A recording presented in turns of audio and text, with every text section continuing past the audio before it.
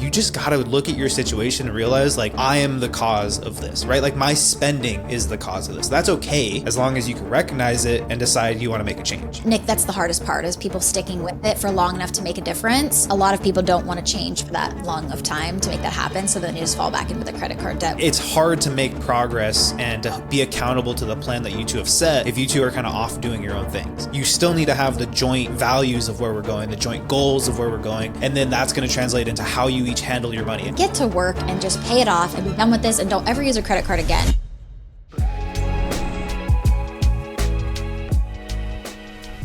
Welcome back to the show. Lauren and I are back for our weekly episode where we talk all things money. Lauren, I've said it before, but I honestly don't think that most people are in these tough financial situations because they don't earn enough money.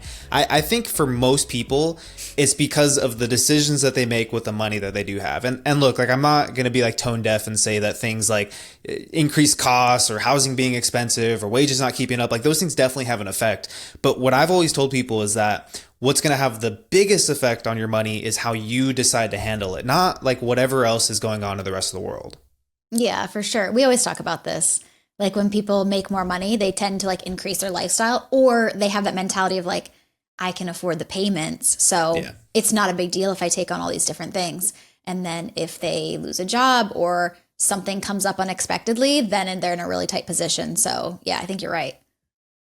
Or even if they work a job that like, whatever, regardless of what the income is, like I think most people are in a place where they don't love their job. And so when they have free time and if they have extra money after just the bills are paid, like they would rather put that money towards things that like, it help them enjoy life, which like I've never said like that's a bad decision. It just, when that's going in place of making smarter financial decisions that are going to set you up for life down the road, like it's hard to be like, it's because life is throwing you down and not because your decisions, like at some point, like I think people, what I always found is like, if you take more accountability with what's going on with your finances or your health or whatever, like your relationships, whatever it is, like you're going to come out better on the other end because you're actually going to have to look at what you're doing wrong, not like what feels like is going wrong with the rest of the world, Yeah. And what is it about? I get this point where like, if you're making a lot of money, you have all this extra at the end of the month, like if that's your situation, you just feel like, I need to be putting that somewhere and spending it on something, Yeah. Like I just can't save all of this. Cause I mean, I do that. I do a lot of my money's going into savings right now, especially as I'm buffing up like, an extra emergency fund if I'm to be laid off. But I feel like it is sometimes I'm like, I could go and do XYZ with my money, but yeah, I'm trying to make smarter decisions with it and not spend it all on things that are just lifestyle creep. I get it. It's like a weird, like anxiety, like fear of the future. Like, I don't know if fear is the right word, but like, like almost like a guilt, I guess you could say. That's probably a better word for it. Like if I don't spend this money the right way in terms of like putting it into my like investments or things like that, like it's hard to actually enjoy it.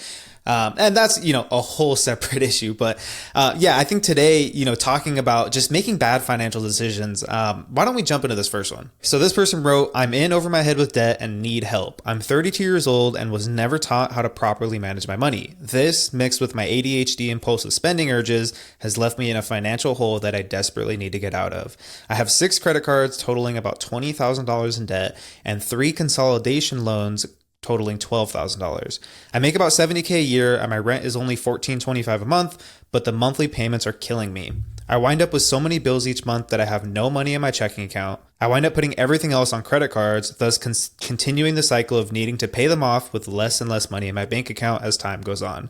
I'm tired of scrambling to move money between accounts and feeling anxious for the next bill to hit. What are my options so I don't feel like I'm drowning anymore? Should I take out one final personal loan, pay off everything, and have one payment each month versus the 10 I'm currently making?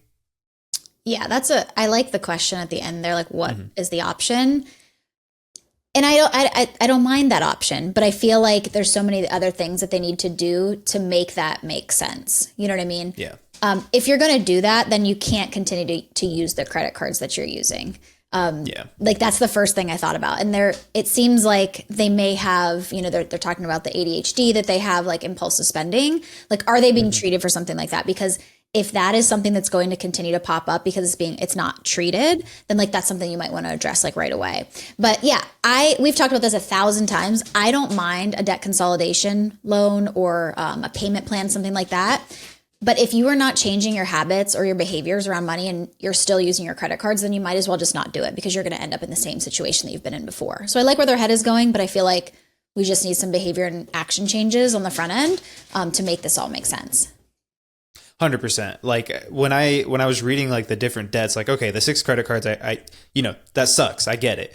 But then 3 different consolidation loans, like, is that because they've tried this 3 different times? Yeah. And then, or maybe they took out a few small ones, but like what I read is like they tried this 3 times, it didn't work, and they're still in the same cycle. And so trying it one more time, like if you still even have the credit to do it, like, I don't know, like I think for me, it's always, let's address the thing that's harming you the most. Then let's find the best path forward. Like to me, that is how you find the best path, is we got to address like this spending issue. And like, the ADHD impulse, it's funny because I'm always like, I always say like I have OCD when it comes to like keeping things like in order. I'm like, I don't actually have OCD. And like, I hear a lot of people say that when they're like, I have ADHD impulsive spending habits. Is like, okay, are you actually diagnosed with something like ADHD, or do you just like have a hard time controlling your spending? Like those are 2 totally different cases.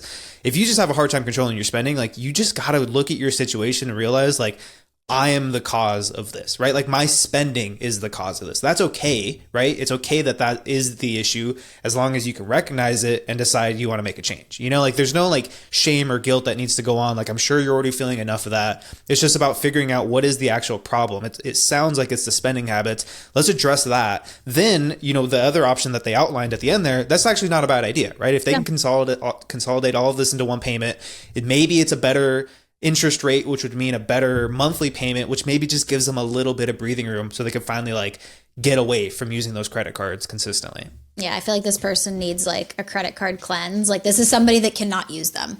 Like you just have to figure out life with the money that you're making, especially if you're going to take your $20,000 of credit card debt. Now you're going to have $32,000 total of whatever this credit card debt is, whatever you're spending this, on this and all that interest that's accrued. So you're going to have to, change your lifestyle radically if you want to like make this work. But yeah, sounds like to me, rolling it together isn't a bad idea. Like I said, and like we've talked about 1,000 times, but what are we going to change? And for this person, I just think that, what are they making? Did they say? 70,000 a year. Yeah. So what does that break down to per month? Do you think? Depends on where they live and their deductions, but like 4,000 to 5,000 a month. I was gonna say. So like the rent's not killing them. It's it's not bad actually. Yeah, the rent's not, but then you got to think about like utilities and I don't know, are they even listing out their car payment or anything else that they're putting in here? And then this debt payment that they're going to have on top of it if they do go ahead and roll this all together. But yeah, they're just going to have to 100% be done with credit cards right now and figure it out on the back end. Maybe get a part-time job that goes towards like paying off some of this stuff. Because $32,000 on $70,000 a year, it's doable, but it is probably going to take you several years to pay this off, and that's if you're on a really good plan. Yeah, that's a good point. Like the 1425 is not terrible, but then if they have a car payment, if they also have like utilities for that's probably like 2,000. That's probably half of their paycheck right there. Then we still got groceries, other living expenses, and then I imagine between the 9 different types of debts that they have, like that's probably got to be at least $1,000 a month, So like I can see how this quickly just spirals, and then that they have to throw everything on the credit card. But like people tend to recognize like it's a bad cycle that I'm in where I don't have enough money, so I put it on the credit card, and then I still don't have enough money after the fact. But like you're not going to get out of it by staying in that cycle, right? Like you're not going to be able to make progress towards paying off this debt if you continue that cycle. And so you got to find a way to break off of that cycle right there. Like, and whether that's, okay, maybe this month I'm going to just like eat as go crazy with like, I'm going to just eat ramen or something, like something to like, how do I cut back on this month, right? Like how do I cut my expenses to a bare minimum for 1 month? Maybe I can pair that with like a part-time job or doing like Uber Eats or whatever it is, right? Pair those 2 things together, and maybe I can get 1 month where I come out ahead, and now you've kind of broken that cycle a little bit, and now you can start to make progress. But I don't know, like until you get out of that credit card cycle, like it's so hard to do anything with this. Yeah. And like this plan works that we're talking about if this person is like on it every single month and not spending erratically or anything. Yeah. I also, something we've mentioned before, and this person says here is like, with so many bills, I end up with no money in my checking account. It's because people are always looking at like your checking account as like the source of truth of how much money you have.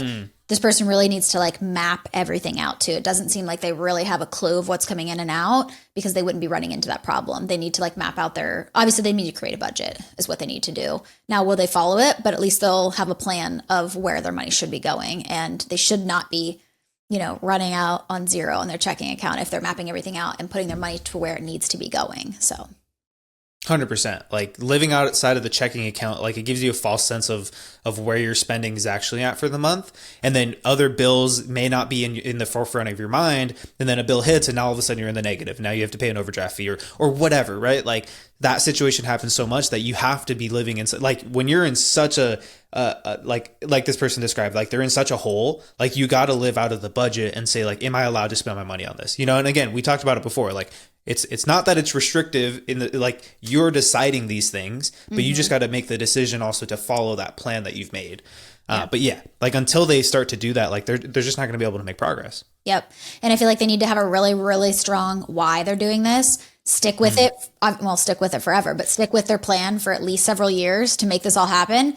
And then you're in a completely different situation. You don't have a let go anymore. Then your paychecks are a little more free. But I think, Nick, that's the hardest part, is people sticking with it for long enough to make a difference. Like for my journey, I stuck with it for 3 years and now I don't have any debt. And my extra money gets to go towards whatever I want it to go through, whether that's investing or building up, vacation funds or whatever. A lot of people don't want to change for that long of time to make that happen. So then you just fall back into the credit card debt, which this person may have if they already have 3 consolidation loans. We don't know, but yeah. Exactly. Right. Like if that why is not strong enough, it's like, okay, maybe I could do this for 2 weeks, maybe 2 months even. Yeah. But then you start to fall back into those same habits. Like you slip a little bit and then all of a sudden, like you've given up like a whole mile's worth of progress, like, it's tough though. But why don't we move into the next one? So this one says, not sure I can trust my husband after finding out he secretly spent all our savings. I just found out that my husband has secretly blown through our savings, and I don't know if I can trust him anymore. We've been married for 2 years, and saving has always been a huge priority. And at one point, we were putting away 20 to 30% of our paychecks to pay for the wedding and buy our first home. We've always had a system. His steady paycheck covers our monthly bills, and since I'm a freelancer with a varying income, I cover the bigger expenses like a new car after his broke down and replacing our HVAC. I've managed to build my savings over the last 2 years. Tonight, I found out that my husband has saved nothing. When I confronted him about it, his excuse was that he's always paying off their credit card each month. But after looking through our budget and based on his income, he should have at least $3,000 left over every month after covering the bills. He had no answer when I asked him where it's going. I finally looked through the statements, and what I found was infuriating. No signs of cheating or gambling, just reckless spending on the most random shit.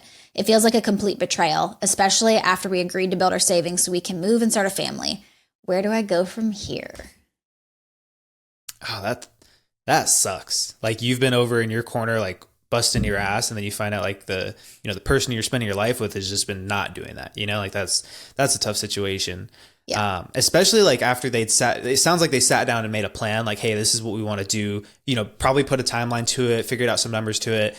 And she's just like working the plan and he's just kind of hanging out in the corner. I don't know. That's a really tough situation, but it's also why like I think it's really hard when married couples in particular decide like, hey, we're going to do this. Now you go work over there. I'm going to go work over here. Like it's hard to make progress and to be accountable to the plan that you two have set if you two are kind of off doing your own things. Right? Like it sounds like they like she said, like we've always had a system, like he just does this with his money and I do this with my money, very like separate. And it's tough to keep like moving along the same path if you two are working 2 different things, I don't know. It seems to me like they needed a little bit more transparency, but the good thing is like when she looked through the statements, there was no cheating or gambling. Yeah. It was just being dumb with money. Right. Like, and that's something that can be fixed. Right. Like that's to me is a shitty situation, but not necessarily a deal breaker. Right. I don't know though. Like, what do you think? Yeah, I feel the same type of way. Like, no cheating, gambling. Okay. We can work with this, but I think you're right. I think they had all these good plans, but like, if you're not like combining at least your savings account, because that Eddie and I don't fully combine everything, but we do have our high yield savings together. So both of our savings goals go into that. That's where our emergency fund is. It's like a big pot of money that we have split out on like a spreadsheet. So we're able to see that, because that's what I was kind of wondering when I was first reading this, like how did this even happen? Like, how did she know he wasn't saving anything? But it's probably because they don't have anything that's sort of shared like that. So you wouldn't really notice if this person was not being honest with you. So I think that's super important. Like, you guys have to be communicate a lot more about this and actually give real numbers, and probably even need to like dive in like a little more frequently about your, daily expenses or whatever, because it seems like this person, like your husband, needs to like have that accountability, because it just sounds like, maybe it started out innocently, like he didn't realize he had a spending problem. And it seems like it's just sort of spiraled out of control, and maybe he's felt embarrassed to say anything about it. So just having that accountability, sitting down together, looking through everything, combining at least a savings account so you guys can see what's going in. I think that'll also like help him on the accountability front. That's what I was going to say on the communication side. Like, even if, like I know how you've described how you and Eddie do your finances, like even if you guys didn't have a shared account, like just the constant communication, because you two are so open with money, like this wouldn't happen where like where you've been making progress in one direction and he's been making progress in a different direction, like that just wouldn't happen because of the communication. So there's clearly like a lack of communication on what they're doing with their finances, even if they decided to keep things separately, right? Like you still need to have the joint values of where we're going, the joint goals of where we're going, and then that's going to translate into how you each handle your money. And again, if like in the moment that happens, like two separate accounts or whatever, that's separate from the fact that you two are operating on the same like system for how you manage your finances. But the thing that really caught me too is that she said that at one point they were putting away 20 to 30% of their paychecks. It sounds like he has the steady income, so like that was probably like a pretty set number every single month. They were fine doing that, saved up for the wedding, saved up to buy a home, everything was good. And then all of a sudden, like then, what happened from that then until now to where it's like this spending issue came up, and it's just a bunch of, what did she say? Like just on the most random shit, or like what came up to where it went from being able to save 20 to 30% to now being in a place where it's like, your spending is just so out of control that you can't save anything. And it even led to you secretly draining your joints, or like whatever savings that you two had. You know? Yeah. I didn't even catch that part. I thought it was just more of like him saying that he was putting that in. And I'm just wondering if maybe she didn't realize, like, if you're not keeping like good track of it, like, do you know what's really even going in there? Yeah. That's super interesting. But like you said, I feel like you have to have like a shared vision on your money. And for this couple, like this person's probably like, do I need to get a divorce over this? Like, I personally don't think so. I just think like you guys have to be real with each other. And if your husband's not willing to be real about it, or not willing to change, or, take responsibility for what happened here and actually make some change moving forward, then, that's something you have to ask yourself. But I feel like this can easily be fixed. You just have to like be a lot more transparent about what's going on.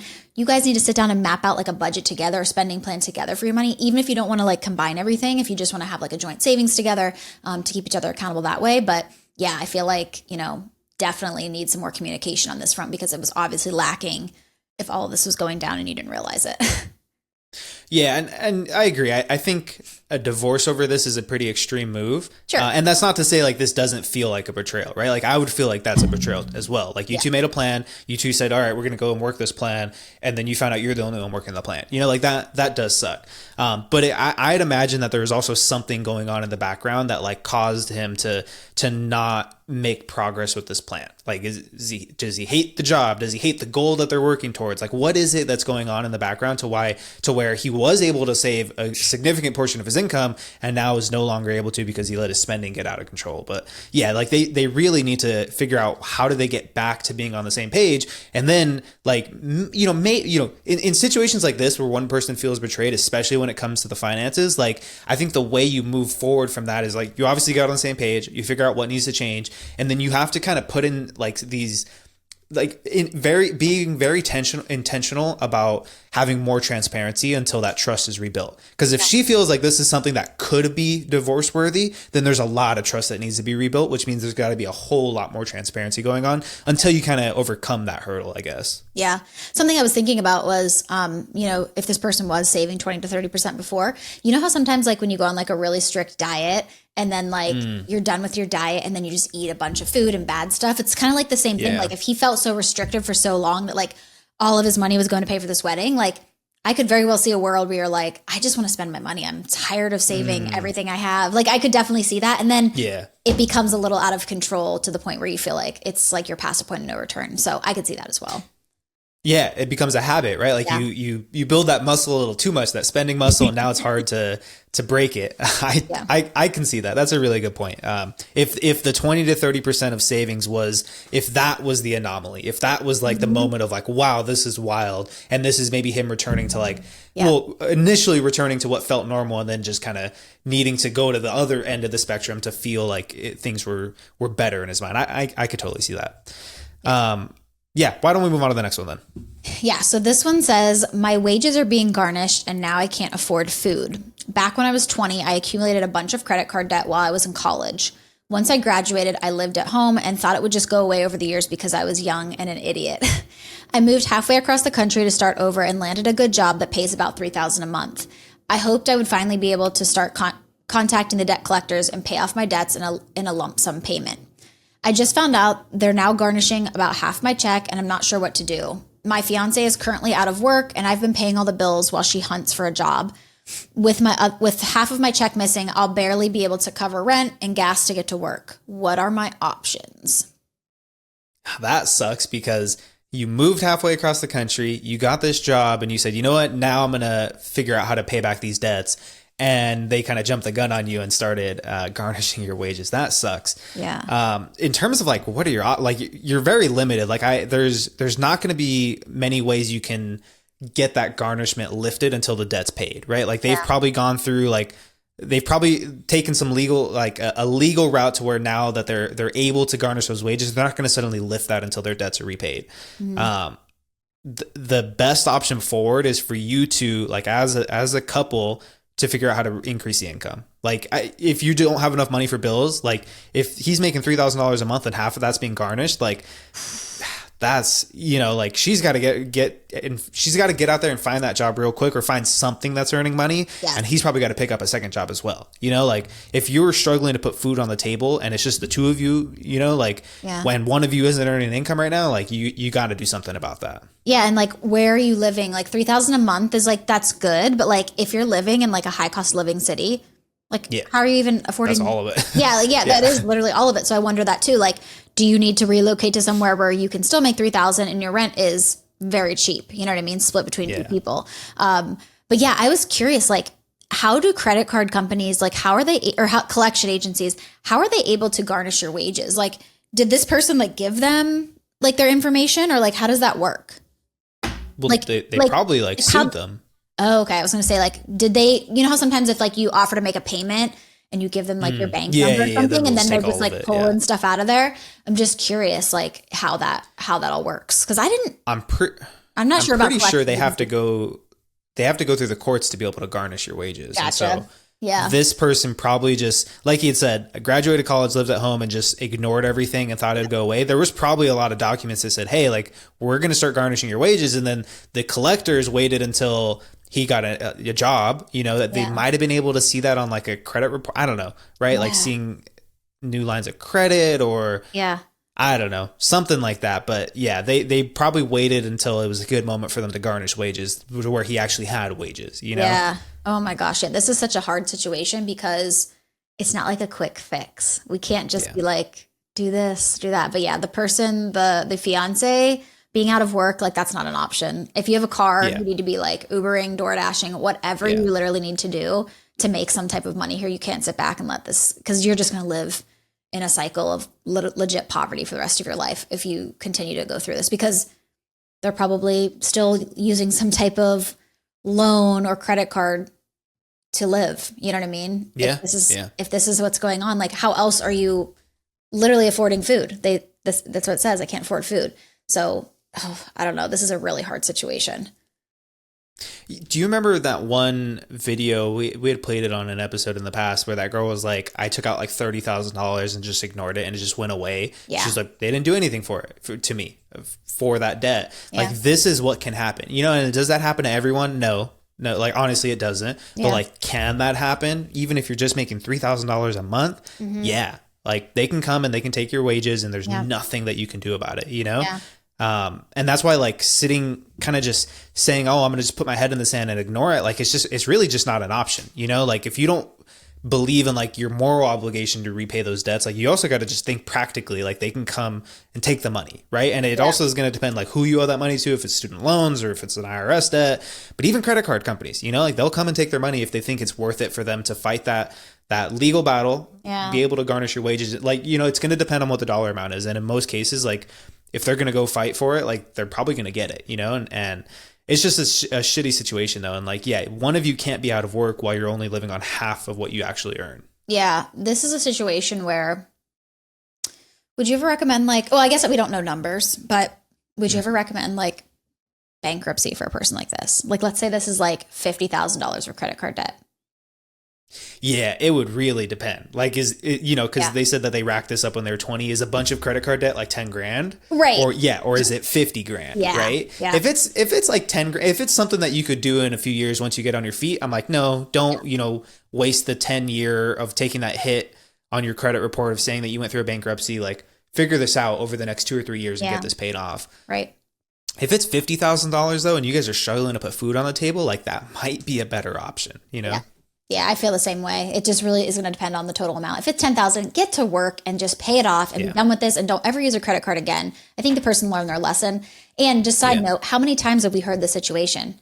I racked up a bunch of credit card debt in my 20s, and you think like, oh, in my 30s, I'm going to make more money. You don't. I mean, yes, you probably do. But by that time, your lifestyle is so big that, you know, that's what you're paying for, right? Your responsibilities are so much, you know, your financial responsibilities are so much more. Yeah. And I guess this person's probably not in a place where they're going to be buying a house anytime soon anyway. Because I would think about that if you're going to like, obviously go through bankruptcy. But yeah, if it's like 50,000 somewhere, they're not making that much. So if it's literally like 50,000 plus, like it's something you might want to have a conversation with like, you know, a bankruptcy attorney or something to see if like this could be a good fit for you.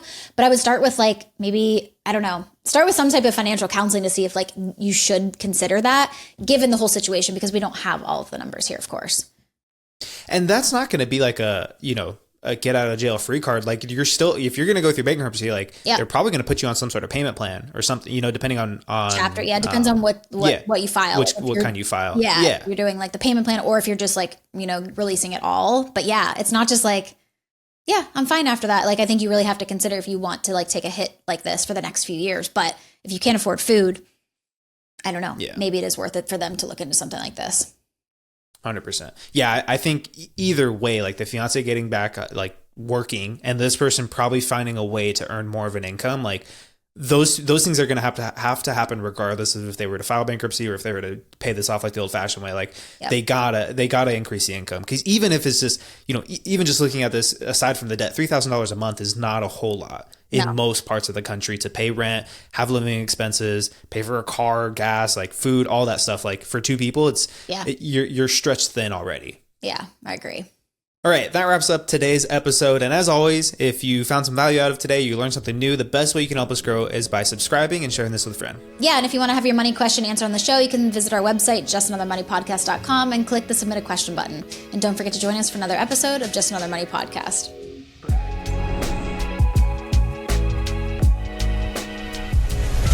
The information, opinions, and recommendations provided on this podcast are for entertainment purposes only and do not constitute professional financial advice. Any financial decisions you make based on the content of this podcast are your responsibility. We strongly recommend consulting with a licensed financial advisor or other qualified professional before making any significant financial decisions. By listening to this podcast, you acknowledge that we are not liable for any financial outcomes.